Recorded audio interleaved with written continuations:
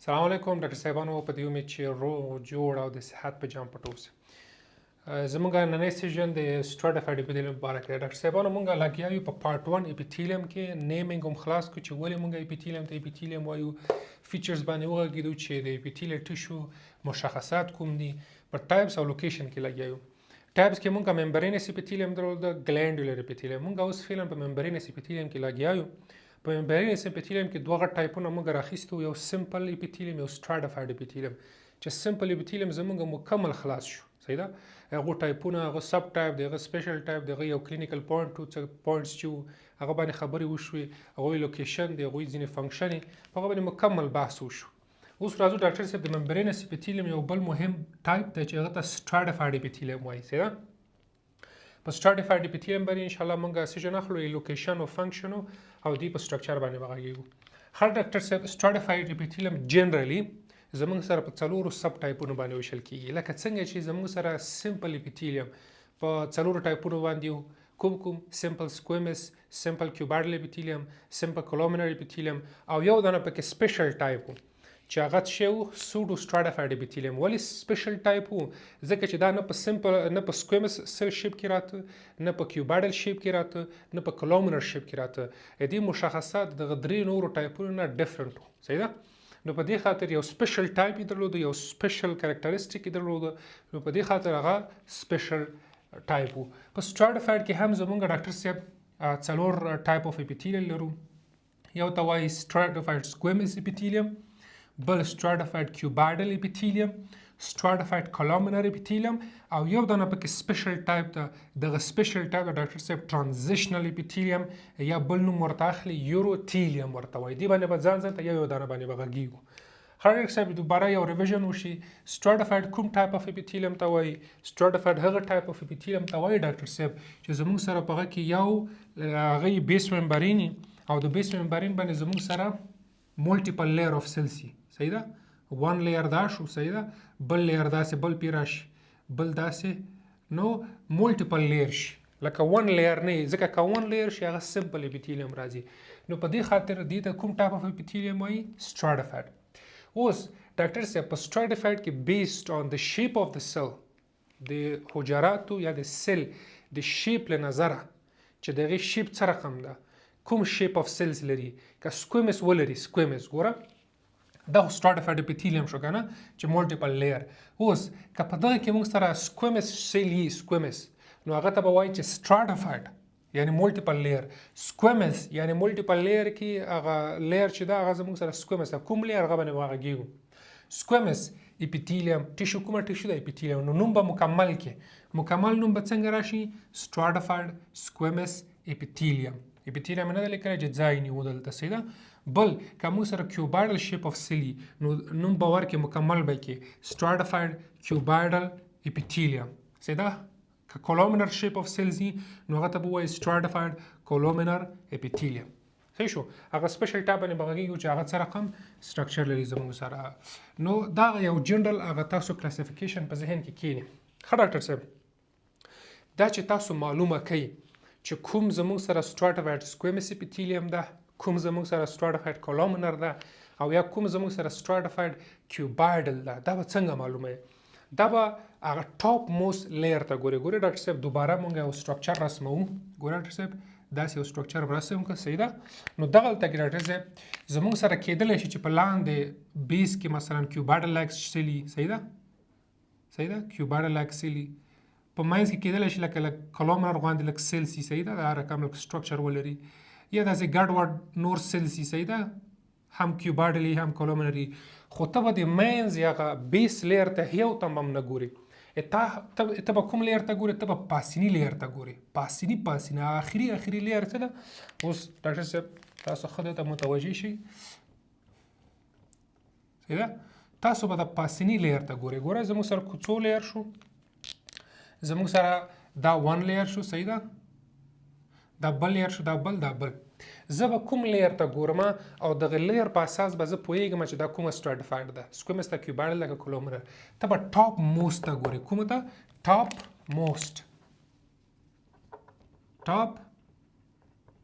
موست دا ټول هغه په ټاپ کې چې پراته ده ټول چې په اخر سر کې پراته ده ته به هغه ته ګورې هغه ته که تا وکتل چې هغه سکویمس شیپ یې درلوده که سکویمس شیپ یې درلوده نو هغه به زموږ سره کوم ټایپ اف سټراټیفاید وي سټراټیفاید سکویمس اپیتیلیم به وي که هغه زموږ سره ډاکټر صاحب دا پاک کړو که هغه زموږ سره کیوبایډل درلوده ګورئ که هغه زموږ سره کیوبایډل شیپ درلوده سیده نو دا به زموږ سره کوم سیل وي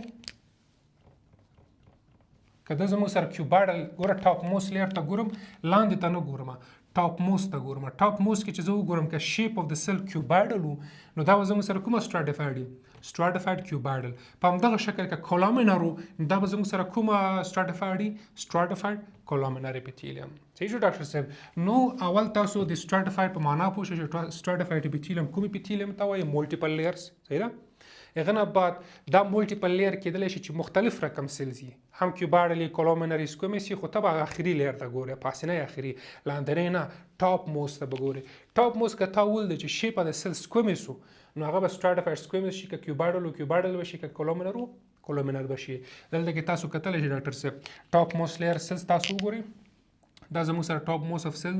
لیر ده نو زه چې د ټاپ موست اخري ته وګورم د لاندنی ګورم نو لیر هم شته دې ته زه نه ګورم دا کېدلی شي کیوبایډل هر رقم سټرکچر دا زموږ سره کوم شیپ لري دا زموږ سره سکویمس شیپ لري نو دا زموږ سره سټراټیفاید سکویمس شو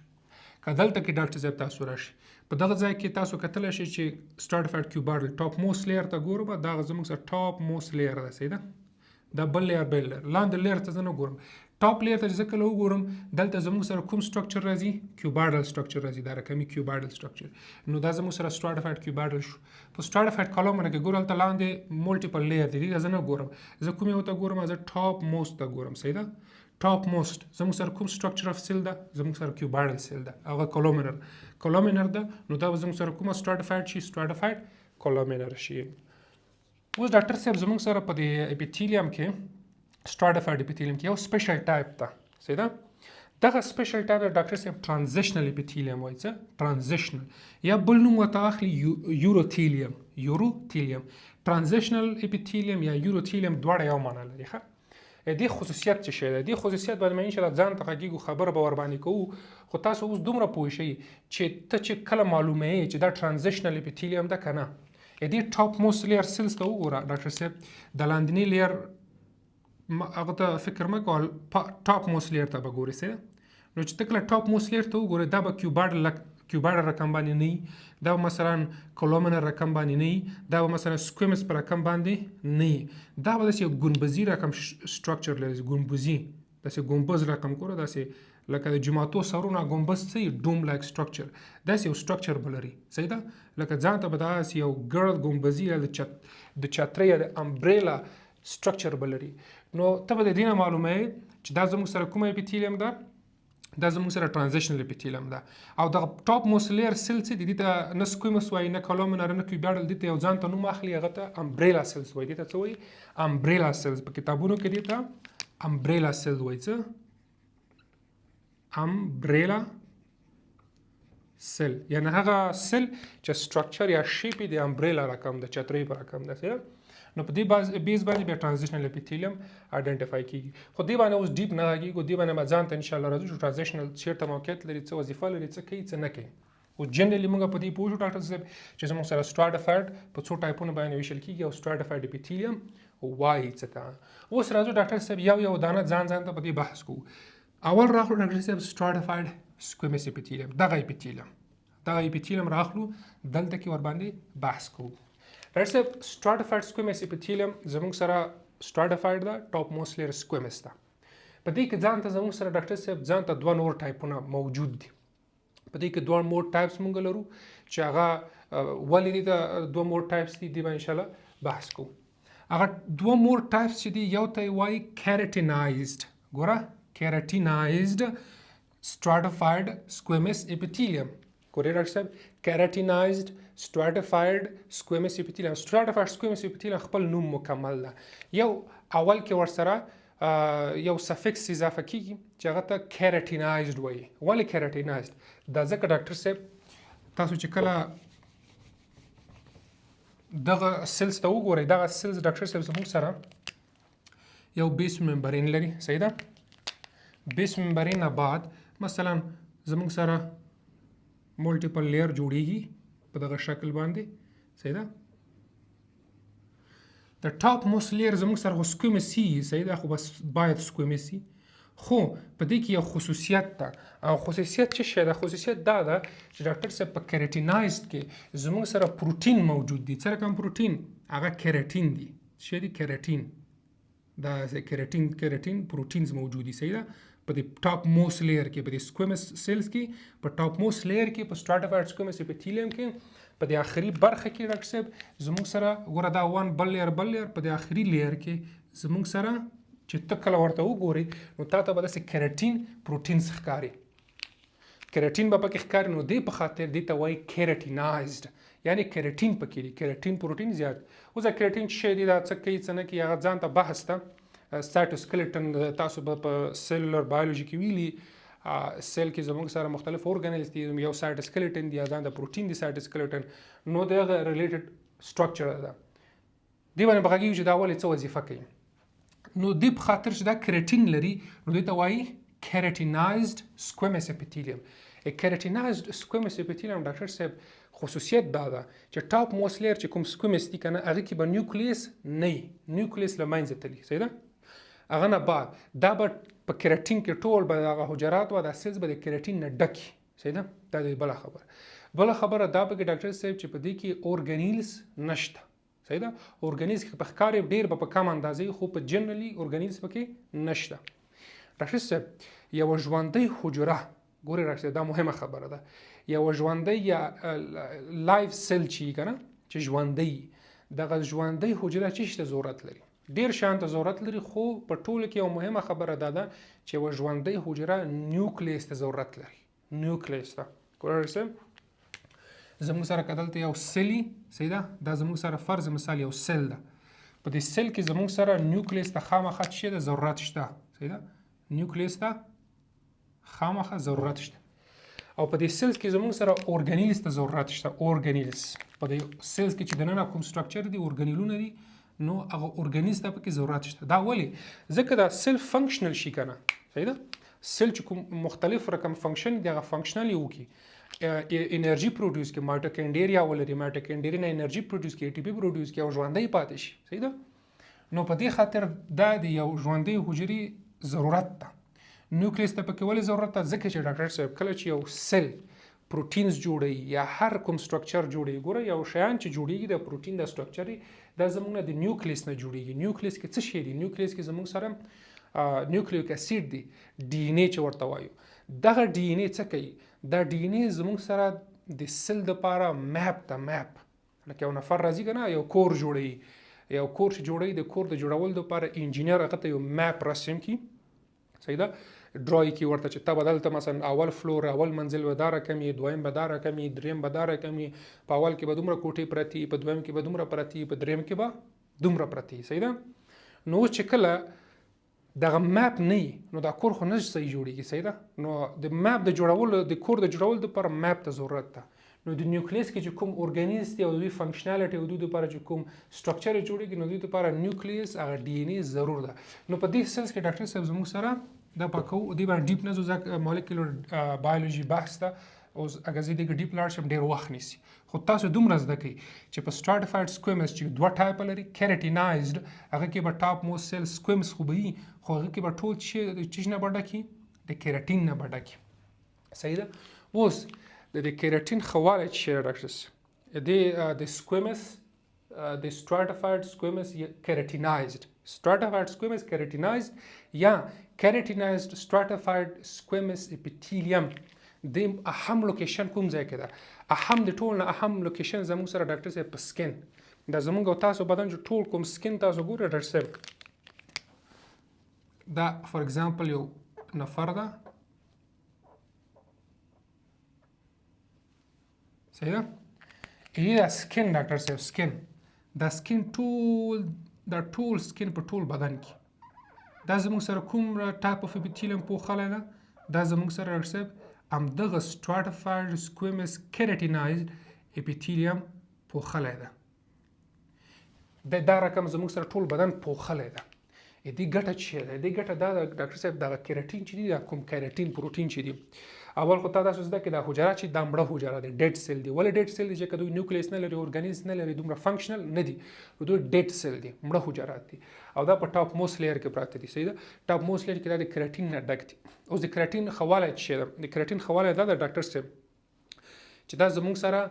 نه پرېږدي چې شی وشي واټر لاس وشي زموږ او تاسو بدن 80% بدن زموږ او تاسو ډاکټر صاحب د اوبو نه جوړ ده صحیح ده اوبه دي پکې بدن کې هغه کوم فلویډز دي هغه ځان تاسو بیا وایي په فزیولوژي کې نو اوس ډاکټر صاحب دغه اوبه باید د بدن نه ضایع نه شي ځکه که اوبه ضایع شي زموږ سره په وینه کې مایعات کمیږي وینې مقدار کمیږي صحیح ده وینې مقدار چې کم شي شوک ته ځي سړی هغه ځان ته بحثونه دغه باندې نه غږېږو خو تاسو دومره پوه شئ چې بدن کې زموږ سره کوم مایعات دي دا باید ضایع نه شي د ضایع کولو نه د مخنیوي په خاطر دغه اپیتیلیم په سکین کې موجوده ده دغه کیراټین سری داسې یو عمل کوي لکه واټر پروف په شکل لکه چې لکه واټر پروف په شکل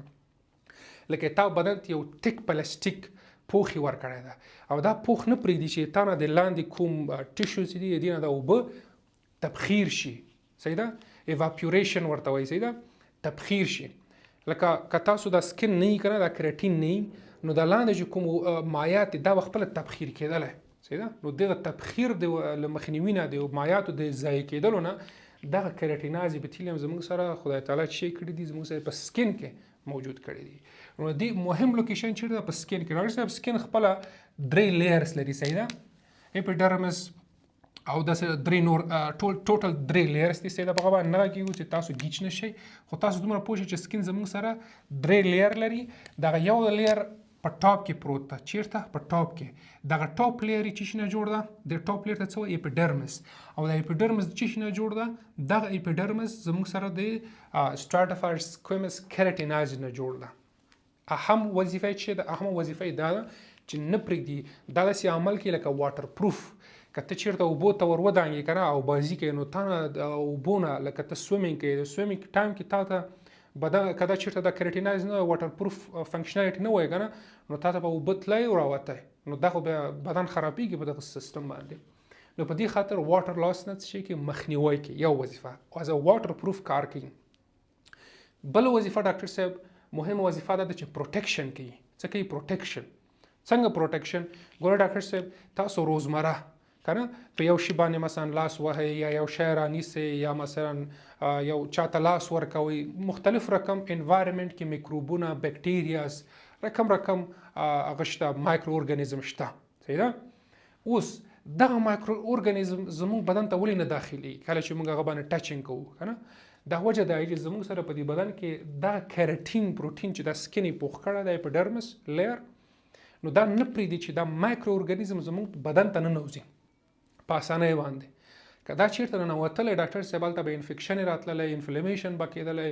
رقم هر ورځ به نفر مریض وو نو په دې خاطر دوه اهم فنکشن شو یو دا چې پروټیکشن شو بل دا چې زموږ سره څه کوي زموږ سره واټر لاس نه مخنیوی کوي یو بل مهمه وظیفه ډاکټر صاحب چې کله تاسو مثلا وسولیږئ کنه نو د سولولو په مقابل کې یا د غورځېدلو په مقابل کې دوی مقاومت زیات ده صحیح ده مقاومت یې رزسټنس یې زیات ده چې کله مثلا تاسو په دې ځمکه باندې وسولیږئ نو دا سلس دي کنه وګرځي لکه موږ ورته وایو وګرځي خو لکه داسې هغه شي کنه سکراچ نو دا چې کله سکراچ ډاکټر صاحب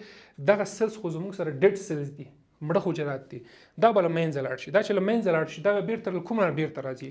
دا ډاکټر صاحب د لاندې لیر چې زموږ سره کوم دي ډاکټر صاحب د لاندې لیر اغلبا سره کمی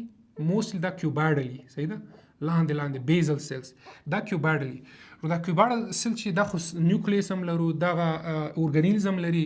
دا اکټیو سیلز دي فعال ژوندي حجرات دي نو دا څه کوي دا چې کله زموږ سره دغه سیلز چې ته کله وغورځېږي یا خراب شي یا له منځه لاړ شي نو دغه سیلز څه کوي د لاندې دغه سیل د برني سیل دپاره ډفرینشیشن کوي صحیح ده لکه مایټوټیکلی ډیویژن کې حجرات مثلا سیلولر ډیویژن چې موږ ورته وایو دا ډیویژن وکړي بره لیر بیرته جوړ کړي دا لیر بیرته جوړ شي دا که بیا له منځه لاړ شي د لاندیني سیلز د دې لپاره موظف دي چې برني سیلز دوباره جوړ کړي نو دوباره جوړیږي له منځه ځي جوړیږي له منځه نو دغه پروسس د دوی دا ښه ډاکټر صاحب دا زموږ سره سکویمس stratified squamous epithelium کې کیراټیناز لوکیشن چیرته وو په اپیډرمس کې په ټول سکین کې دوه اهم فنکشن چې شی یو نه پریدي چې زموږ د بدن نه واټر لاس شي بل نه پریدي ډاکټر صاحب چې مایکرو ارګانیزم زموږ بدن ته نه نوځي دوی هغه فنکشن داسې لکه دفاعي په شکل لکه واټر پروف رقم لکه داسې یو پوخ اتا بدن کې پروت ته چې نه پریدي څه د باندې وځي یا څه رانه نوځي د ننوتلو او د وتلو د ممانعت دپاره د هلته موجودي بل ډاکټر صاحب دویم ټایپ نن کیراټینایزډ ګورئ stratified squamous non-keratinized epithelium یا non-keratinized stratified squamous epithelium چې کوم رقم یې وایي مشکل نشته نن کیراټینایز د نوم نه معلوم ده نن کیراټینایز دا منه چې اوس به زموږ سره اپیتیلیم څه رقم اپیتیلیم stratified به یي صحیح ده دا به stratified یي صحیح ده دا به زموږ سره stratified یي خو څه رقم stratified به یي دا به زموږ سره داسې stratified یي چې په بره لیر کې به سکویمس سیل لري صحیح ده په ټاپ موست لیر کې به زموږ سره څه سیل سکویمس سیل ډاکټر صاحب تاسو هلته متوجه شئ څو لیر شو زموږ سره 1 لیر 2 3 د فورت لیر که تاسو ورته وګورئ ډاکټر صاحب دا به زموږ سره سکویمس وي خو دا سکویمس به نن کیراټینایز دي کیراټین به په دې کې نه وي دوی به خپل نیوکلیس لري دوی به خپل نیوکلیس لري صحیح ده دوی به اورګانیزم لري صحیح ده دوی به اورګانیزم لري نیوکلیس به هم لري کیراټین پکې نه ښکاري نو دغه ته نن کیراټینایزډ stratified squamous stratified د سکویمس ته او نن کیراټینایزډ ده معنا یې دا ده صحیح دوی لوکیشن چیرته ډاکټر صاحب دوی لوکیشن ډاکټر صاحب زموږ سره په خوله کې ژبه چې کومه ده دلته ایزوفاګس کې صحیح ده کوم لار چې ډوډۍ تیریږي صحیح ده ایزوفاګس مخکې لیکچر کې مونږ په دې باندې لږ څه غږېدلي چې ایزوفاګس د ټریکیا شاته پروت دی صحیح ده یو د هوا تېرېدلو لاره ده چې هغه د ټریکیا وایي چې هغه زموږ سره لنګ ته هوا د کنډکشن ایروی ده به زموږ سره ټریکیا نه شاته پروت ایزوفاګس چې هغه زموږ سره د ډوډۍ د تېرېدلو لاره تر معدې پورې ده نو دا ایزوفاګس کې دا موجود دي بل لوکیشن ډاکټر صاحب وجاینا کې وجاینا زموږ سره د فیمیل تناسلي آله صحیح ده تناسلي آله چې دا یو میل لرو یو فیمیل د فیمیل لپاره چې کوم تناسلي آله ده هغه ته وجاینا وایي نو په وجاینا کې دوی لوکیشن ده لوکیشن یې چې ټانګ ایزوفاګس او وجاینا دغه اهم لوکیشن دي چې تاسو په ذهن کې وساتئ ولې ورته نن کیراټینایز وایي چې ټاپ موست لیر سیلز کیراټین نه لري دغه مهم فنکشن هلته چې دوی هغه مهم فنکشن پروټیکشن محافظتي څه رقم پروټیکشن ته چې کله مثلا ډوډۍ خوري صحیح ده نو ډوډۍ دلته تا په د ایزوفاګس کې په پریشر واردوي که نه شاید ډوډۍ لږه وچه غواندي لږه تیره غواندي که نه نو دغه ډوډۍ چې تیریږي هلته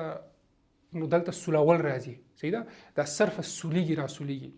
نو په دې خاطر چې د صرف سولیږي راسولیږي د سولولو په مقابل کې څه وکړي استقامت وکړي دا که زموږ سره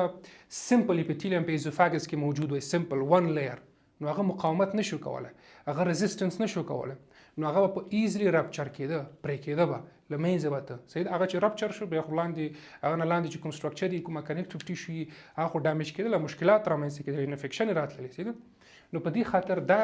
مولټیپل لیر موجود دي سکویمس لایک شکل سیل چې هغوی رزिस्टنس کوي د چا په مقابل کې چې کوم شی تیریږي ډوډۍ تیریږي یا مطلب سولول کېږي نو په دې خاطر دوی هلته مقاومت کوي او دا داسې واټر پروف خاص نه دي ځکه واټر پروف نه دي چې که چېرې دا کیراټینایز وایي ډاکټر صاحب نو دا په دې معنی لکه سکین غوندې خاصیت به یې درلوده صحیح ده اوس ګوره سکین یې تا وچ کړ ده نو دوی به هم وچ وو ولې وچ وو ځکه لاندې نه به هغه اوبه باندې نه شوی صحیح راوتلی هغه سرفس ته به نه شو راتللی نو چې کله هغه سرفس زموږ سره نمجن کېده نه لکه مویسچر نه کېده لکه لوند کېده به نه نو څه به وچ به و نو چې کله به وچ به ډوډۍ به یې تېروله وچه به تېرېدله همدلته به ایزوفاګس به دې خوږېده ډوډۍ به دې صحیح نه شوه تېرولی صحیح ده نو همداسې په دې نورو لوکیشنو کې نو په دې خاطر هلته د کیراټین موجودیت هغه ضرور نه ده او هغه که موجوده می مشکل ایجادوي نو په دې خاطر ډاکټر صاحب زموږ سره په دغه لوکیشنو کې stratified squamous non keratinized epithelium موجود دي ډاکټر صاحب stratified squamous epithelium باندې غږېدو stratified squamous epithelium زموږ سره د سټرکچر د له مخې چې کوم کیراټین لري که نه لري زموږ سره په 2 ټایپس کې دي یو کیراټینایز نن کیراټینایز کیراټینایز زموږ سره په ټاپ موست سیل کې سیل چې دی هغه ډیډ سیل دي مړه حجرات دي خاص فنکشن نه کوي یوازې وظیفه یې دا ده چې زموږ سره مواد نه پرېږدي چې بهر وځي یا راننه وځي صحیح ده او د واټر لاس نه مخنیوی کوي نه پرېږدي چې اوبه د باندې وځي صحیح دوی کیراټین لري نیوکلیس نه لري اورګانیلز نه لري او لکه پوخ په رقم یې تاو بدن کې وظیفه اجرا کوي دوی دا سرفس همیشه ډرای ولې ډرای ځکه نه پرېږدي چې اوبه د باندې راوځي نو ځکه تا دا سرفس ډرای او بله خبره شاید تا په ذهن کې ډاکټر صاحب دا خبره وګرځي چې کله دا اوبه د بهر نه راوځي نو چې کله زه مثلا وړی ګرمي یا زه مثلا منډه ووهم یا اکسرسایز وکړم یا ستړی شم نو دا زما په بدن کې چې دا خوله راځي خوله دا خوله چې راځي دا خو زموږ سرفس لوند شي خوشت شي زما د مخم خوشت شي سرفس د سکن نه کنه لاسونه پښې دا ټول زما بدن خوش شي دا د کوم ځای نه راځي زموږ سره خو دا کیراټینایز وظیفه دا چې نه پرېږدي چې اوبه لاس شي نو دا سویټ دا خوله د کوم ځای نه راځي نو دا خو د دې فنکشنالټي یې ونه کړله ډاکټر صاحب د خولې د راوتلو دپاره هغه ځان ته چې لري ځان ته یو مخصوصه لاره لري صحیح ده مخصوصه لاره څه رقم ډاکټر صاحب ګورئ دا که زموږ سره ښه متوجه شي ډاکټر صاحب دا که زموږ سره فرض مثال از ان اگزامپل زه دا سل صحیح نه رسوم ځکه ټایم ونیسي نو په دې خاطر دا که زموږ سره بره سکویمس سیل صحیح ده سکویمس او دا فول کیراټینایز دي صحیح ده څه شی کیراټینایز دي کیراټین یې پکې صحیح ده کیراټین ولري صحیح ده نو اوس ډاکټر صاحب دې مخصوصه لار چې دلته زموږ سره د سکن نه لاندې ډکټس یې ګلانډولر ډکټ سویټ ګلانډز یې صحیح ده نو دا سویټ ګلانډز ان شاء الله په ګلانډ کې په دې باندې غږیږو داسې ګلانډز یې صحیح ده نو دا ګلانډ ځان ته لاره لري دغه لاره دپاره دغه پاس چې کوم سټرکچر راځي دا دې نه ګوره د ځان ته لاره لري صحیح ده تاسو دلته کتلی شي دا کوم سویټ چې راځي ډاکټر صاحب دا سویټ به زموږ سره دغلته کې چې کوم سویټ جوړیږي نو دا بره سرفس ته راځي او دلته به زموږ سره د پاس سکن کې به سویټ راځي نو دا اوس ګوره ځان ته خاصه لاره شوه سپیشل وی شوله ګوره اوبه زموږ نه دلته یا دا سویټ زموږ نه دلته دغه ځای نشي راتلی ځکه چې بره نشي تېرېدلی د هغه کیراټین یې نه پرېږدي خو چې کوم زموږ سره ګلینډز دي د ګلینډ دپاره ډکټ ته د ډکټ لارې ته وایي دغه لارې د طریقه زموږ سره سکن سرفس ته سویټ راوځي دا ځکه چې شاید تا په ذهن کې دا سوال را ایجاد شي چې دا سکن ته زموږ خوله راځي نو هغه د کوم ځای نه راځي نو داسې او بل زموږ سره نن کیراټینایز سټراتیفاید سکویمس اپیتھیلیوم هغه به په ټاپ موست لیر سیلز به ژوندي نیوکلیس اورګانیزم به لري کیراټین به نه لري هغه به زموږ سره په هغو ځایونو کې موجود دي چې هلته کې نمجن ځای لکه خوله شوه ایزوفاګس شو وجاینا شوه هغوی هلته مهم فنکشن دی چې د سولولو په مقابل کې مقاومت کوي دا که مثلا د هغه بره لیر اف سیلز له منځه لاړل ډاکټر صاحب لاندیني سیلز ته دا بیرته ډفرینشیشن کوي مایټوټیکلی ډیویژن کوي او بره سیلز دپاره بیرته هغه لیر چې خراب شوی دی بیرته یې ترمیموي نو دا ټایپس باندې وغږېدو ډاکټر صاحب لوکیشن باندې مو وغږېدو کوم لوکیشن و اپیډرمس د چا دپاره د کیراټینایز دپاره او د نن کیراټینایز دپاره کوم لوکیشن و ماوث و ایزوفاګس و او وجاینا و او په همدغه ترتیب په فنکشن باندې مو وغږېدو ډاکټر صاحب چې زموږ سره چې پروټیکشن کوي صحیح ده او بل واټر لاس نه محافظت کوي درې خبرې تاسو ډاکټر صاحب په stratified squamous epithelium کې زده کوي یو د stratified squamous epithelium ټایپ زده کوي چې د کیراټین له مخې په څو ټایپونو باندې دي بیا د دوی د لوکیشن زده کوي چې کیراټینایز کوم ځای کې ده نن کیراټینایز کوم ځای کې ده بیا د دوی دغه اهم فنکشن زده کوي چې مطلب کیراټینایز څه وظیفه لري اهم او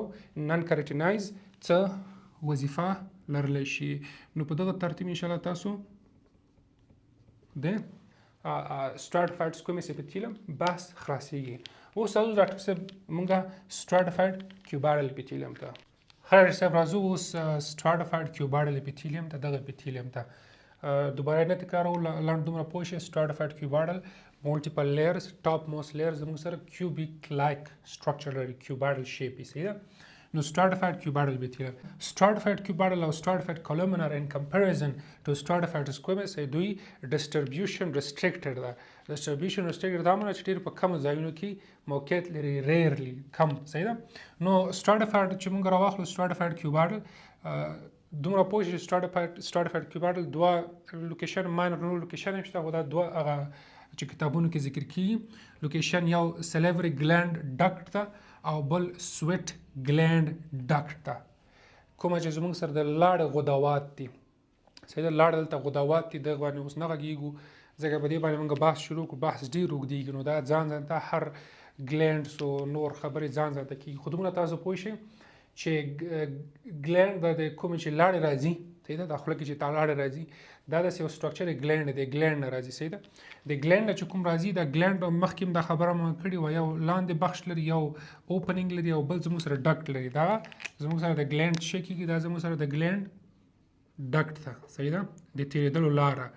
دا زموږ سره د تېرېدلو لاره ده. د موادو خوله چې کومه تېرېږي دلته د خولې د تېرېدلو لاره ده، یا د لاړې سوري سلایوا د لاړې د تېرېدلو لاره ده. نو دغه ډکټ کې چې زموږ سره سلیوري ډکټ چې دي، ګلینډولر ډکټ چې دي، په دغه کې زموږ سره دا سټراتیفاید کیوبایډل لیدل کېږي. او بل زموږ سره په سویټ ګلینډ ډکټ کې کومه خوله چې ده د سکن نه لاندې چې زموږ سره کوم د سویټ ګلینډس دي، هغه غدوات چې زموږ سره هغه خوله دغه ځای نه راوځي د باندې، هغوی په ډکټ کې هم زموږ سره څه دي، زموږ سره سټراتیفاید کیوبایډل اپیتیلیوم، زموږ سره سټراتیفاید کیوبایډل اپیتیلیوم. دغه یو مهم فنکشن دی چې پروټیکشن یې صحیح ده اګینسټ مثلا پریشر فورس. ګورئ ډاکټر صاحب دغه سټراتیفاید اپیتیلیوم زیاتره د پروټیکشن لپاره موستلی یوز کیږي. ولې؟ ګورئ ډاکټر صاحب سمپل اپیتیلیوم کې دا خبره که تاسو ذهن کې واچوئ ډېر تاسو ته دغه کلاسیفیکیشن اسانېږي. ګورئ صاحب تاسو که سمپل اپیتیلیوم په نظر کې ونیسئ صحیح ده، سمپل اپیتیلیوم ډاکټر صاحب زموږ سره ون لاین وي، ګوره ون لاین وي، که په دې باندې پریشر راشي، که مثلا ډېر پریشر راشي یا فورس پې اپلای شي نو دا ایزلی رپچر کیږي صحیح ده. ایزلی چې رپچر شي، چې کله دا وشي کېږي یا رپچر شي، خرابه شي، وسولېږي، ختمه شي، نو د دې نه چې کوم پاسه سرفس کې چې کوم مواد تېرېږي نو هغه په اسانۍ کولی شي چې لاندې تېر شي. نو چې کله په اسانۍ لاندې تېر شي نو څه کېږي، د لاندې خو زموږ سره کنیکټیو ټیشو پراته وي، هغه ټیشوز کې چې دا کله تېر شي نو هلته مشکلات ایجادوي، انفیکشن وشي، انفلمیشن او دا مسایل. نو چې کله تاسو دا سټراتیفاید ګورئ ډاکټر صاحب زیاتره سټراتیفاید د پروټیکشن دپاره یې صحیح ده. او پروټیکشن دپاره داسې چې که چېرې تاسو متوجه شئ د پروټیکشن دپاره دې په خاطر چې که اوس په دې باندې یو فورس اپلای شي، یو پریشر اپلای شي، نو لاندې دې دپاره نور سیلز شته چې هغه فورس په ځان باندې ومني صحیح ده. نو ډبل لکه یو ډبل لیر یو نری لیر، نو ډیفینټلی تن لیر چې هغه ایزلی رپچر کېږي، یو ډبل لیر چې هغه ایزلی نه رپچر کېږي، هغه فورس دپاره ریزسټنس مقاومت کولی شي. نو عموما که تاسو دې ته یو عمومي فکر وکړئ سټراتیفاید اپیتیلیوم عموما که تاسو ورته نظر واچوئ دوی پروټیکشن لپاره موستلی یوز کېږي. نو دلته هم زموږ سره پروټیکشن کوي. ګورئ په سکن کې ګوره کله مونږ پریشر راشي که نه وغورځېږي، وسولېږي، نو هغه مقابل کې دوی پروټیکشن یا ریزسټنس کولی شي. نو دوه لوکیشن شو زیاتره، اول خو یې ډسټریبیوشن ریسټرکټډ ده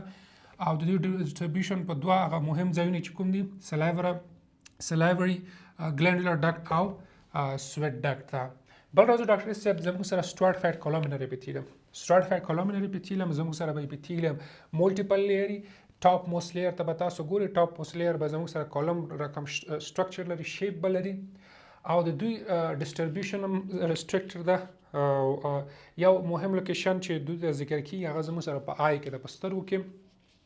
په سترګو کې په کوم ځای کې ډاکټر صاحب د سترګو کې تاسو کنجکټایو موږ لرو، د سترګو د سپین تاسو ګورئ صحیح ده، سکلیرا دې ته سکلیرا وایي، د سترګو د سپین، یو د سترګې د تور دی یو د سپین دا وایټ دې ته سکلیرا وایي. په سکلیرا باندې به داسې یو پوښول شوی ده، انشاءالله دې په دې باندې په ځان ته په د آی هیسټولوژي کې د سترګو په هیسټولوژي کې به ځان ته په دې باندې بحث کیږي چې څه رقم د سترګو د سټرکچر څه رقم ده. اوس جنرالي تاسو دومره پوه شئ چې سټراتیفاید کولومینر اپیتیلیوم په دوی کې ګوبلیټ سیل هم ګوبلیټ سیل میوکس سیکریشن کوي سره. نو ډاکټر صاحب دغه سترګو سپین چې دا یو پرده لري، نرۍ غوندې پرده وي صحیح ده، تاسو دلته نشئ کتلی او داسې تاسو مایکروسکوپ کې یا مطلب لیکچرو کې چې کله لیکچر ګورئ انیمیټډ شوي نو هلته دا ښه ښکاري. نو دغه نرۍ غوندې پرده، د سپینه غوندې نرۍ غوندې پرده دې ته کنجکټایوا وایي. کنجکټایوا کې زموږ سره سټراتیفاید کولومینر اپیتیلیوم هلته کې موجود وي. هغه کې دوی څه لري، ګوبلیټ سیل هم لري. نو هغلته دوی څه کوي، دغه سترګه نمجنه ساتي، سریښناکه نمجنه یې ساتي صحیح ده. میوکس ګوره ډاکټر صاحب ما تیر لیکچر کې تاسو د میوکس ریټ یو خبره کړې وه ګوره میوکس تاسو دا ذهن دا خبره لاړ نه شي چې میوکس یوازې لکه چې بلغم ته وایي میوکس نری او مطلب داسې تاسو ته څنګه وایم لکه داسې سریښناکه غوندې نری مایي صحیح ده سریښناکه غوندې نو دلته کانجکټیوا کې چې زموږ سره کومه سپینه نری پرده ده په دې سکلیرا باندې د سپین باندې نو هغه کې زموږ سره stratified columnar epithelium هلته کې موجود دي هم فنکشن یې دی چې هغه سهال لوبریکې مطلب داسې ساتي چې نمجنه ساتي دغه یو لوکیشن بل لوکیشن دا د ډاکټر صاحب آیلډ چې کله تاسو د سترګې چې راکش کړئ دغه لاندې کې چې تاسو ګورئ دغه بره د سترګې چې کش کړئ د بره پوخ د پوخ کې هم زموږ سره د stratified columnary هلته هم ګوبلټ سیلي او میوکس دپاره ګوبلټ سیلز لري د stratified columnar epithelium نو دغه دوی دغه ځکه ډسټربیشن په دې باندې ولې ډېر نه غږیږو ځکه چې دوی دغه ډسټربیشن ډېر ریسټرکټډ ده او داسې ډېر خاص او ډېر اهم ځایونو کې لکه چې ډېر وار بحث وشي دغه دپاره ډېر ضرور نه ده تاسو دومره پوه شئ چې stratified cuboidal زموږ سره salivary glandular duct او sweat duct کې موجود دي او stratified columnar زموږ سره په conjunctiva او eyelid کې دي ته eyelid وایي دا بره نو دغه په دغه سرفس کې زموږ سره موقعیت لري بل ان شاء الله چې بل بحث به ان شاء الله په transitional epithelium باندې کوو